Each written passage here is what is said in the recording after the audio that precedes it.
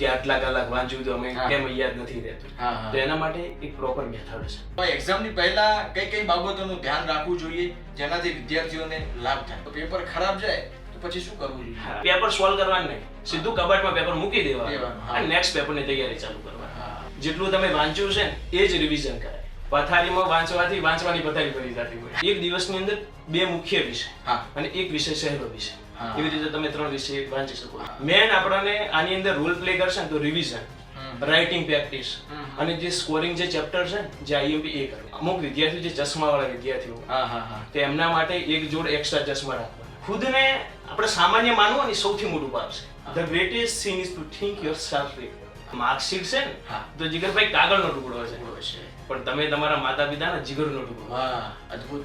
મને જેટલો ભગવાન શ્રી કૃષ્ણ પર ભરોસો છે ને એટલા મારા શિક્ષકો પર ભરોસો છે.